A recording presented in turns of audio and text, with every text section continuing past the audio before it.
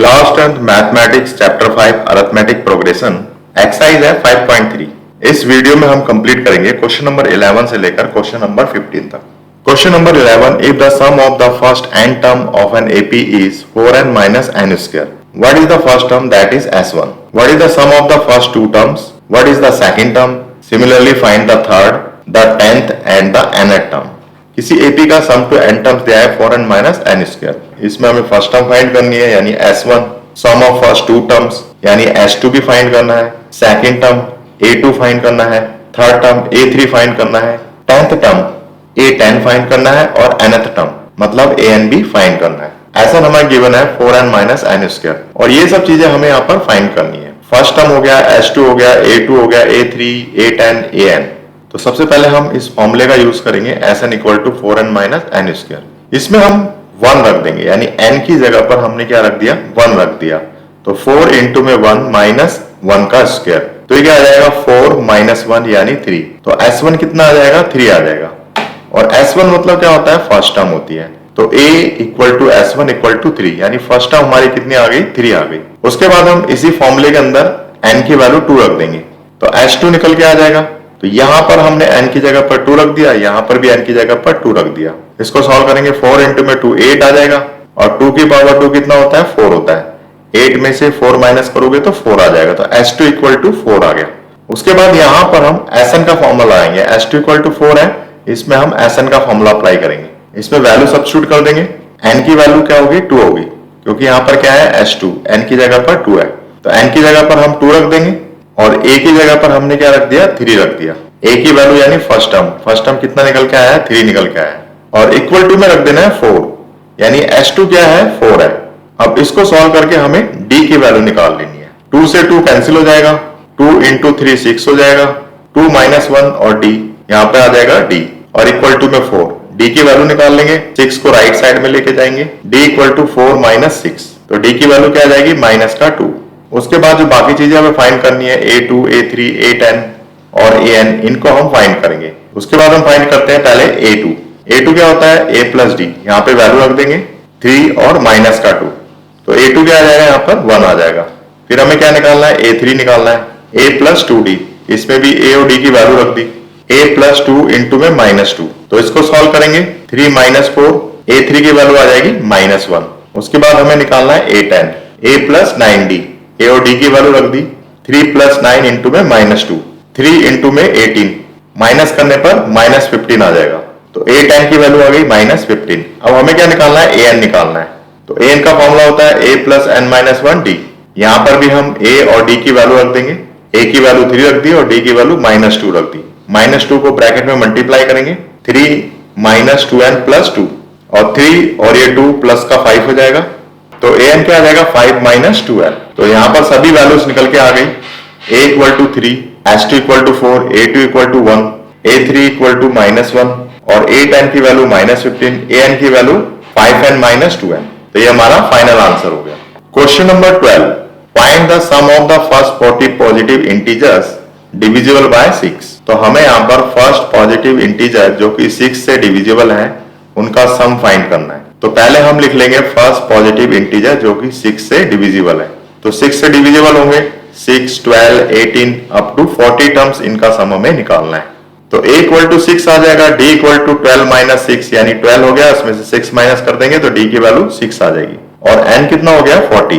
तो सम of 40 terms हमें निकालना है यानी s40 निकालना है। तो sn का फॉर्मूला अप्लाई करेंगे, इसमें वैल्यू रख देंगे, n की जगह पर हमने 40 रख दिया और a की जगह पर हमने 6 रख दिया और d की वैल्यू रख दी 6। इसको सॉल्व करेंगे, 40 को 2 से डिवाइड करेंगे 20 आ जाएगा, 6 इंटू 2 12 आ गया और 40 माइनस 1 39 आ गया।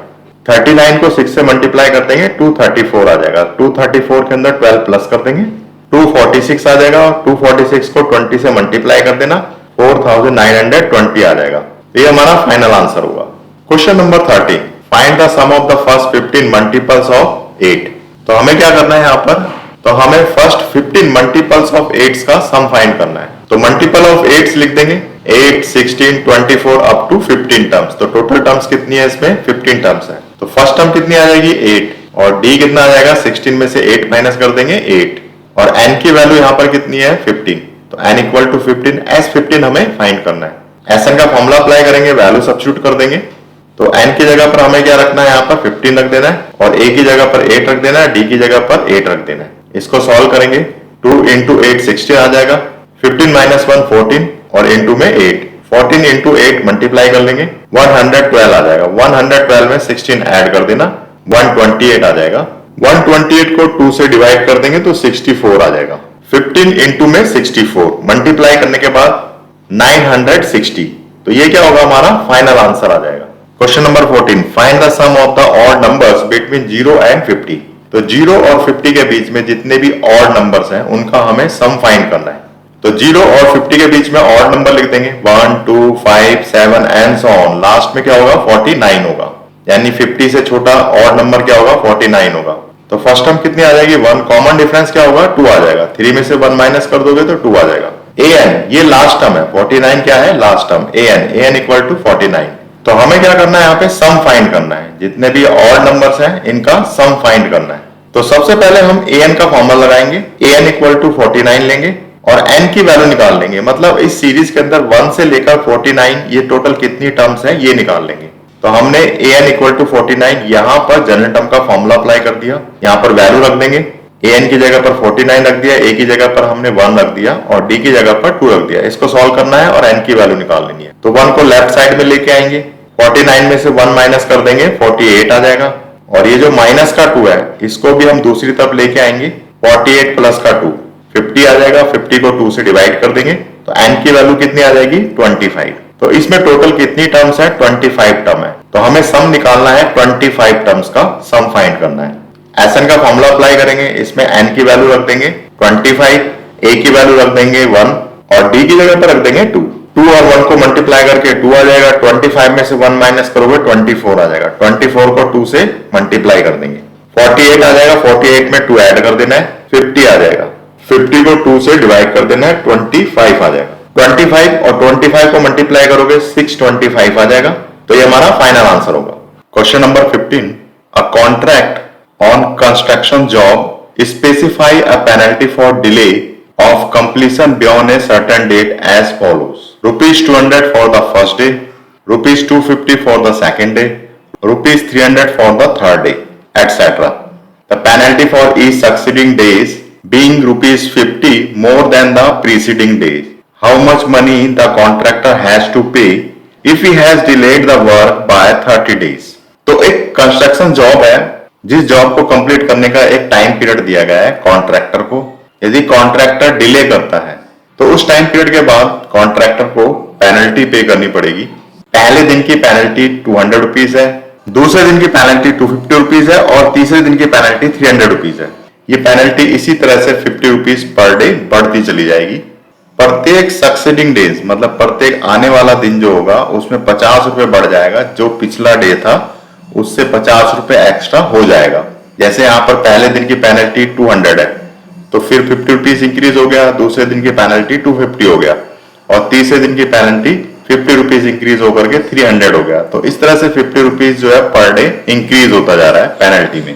तो हमें बताना है यदि कॉन्ट्रैक्टर 30 दिन की डिले करता है तो उसको टोटल कितनी पेनल्टी देनी पड़ेगी। The given situation is under AP. तो ये जो यहाँ पर सीरीज बन रही है पेनल्टी की, एपी में है 200, 250, 300 अप टू 30 टर्म्स, क्योंकि हमें 30 दिन की पेनल्टी फाइंड करनी है। तो टोटल टर्म कितनी होंगी, 30 होंगी। तो फर्स्ट टर्म हो गई 200, तो डी हो गया कॉमन डिफरेंस यानी 50। 250 में से 200 माइनस कर दोगे तो 50 आ जाएगा। n इक्वल टू 30 हो गया, s 30 हमें फाइंड करना है। तो सम टू n टर्म्स का फॉर्मूला लगाएंगे, वैल्यू सब्स्टिट्यूट करेंगे, n की जगह पर 30 रख दिया, a की जगह पर 200 रख दिया और d की जगह पर 50 रख दिया। इसको सॉल्व करना है, 30 को 2 से डिवाइड करोगे 15 आ जाएगा, 2 और 200 को डिवाइड करोगे 400 आ जाएगा। 30 माइनस 1 29 आ गया। 29 और 50 को मल्टीप्लाई कर देना, 1450 आ जाएगा। अब इस 1450 को 400 से ऐड कर देंगे, 1850 और इसको 15 से मल्टीप्लाई कर देना है तो 27750। तो ये क्या हो गया, हमारा फाइनल आंसर आ गया। Hence the contractor has to pay 27,750 as penalty for the delay of 30 days. तो कॉन्ट्रैक्टर को टोटल इतनी पेनल्टी पे करनी पड़ेगी 27,750 30 दिन की डिले के लिए। तो ये हमारा फाइनल आंसर हो गया।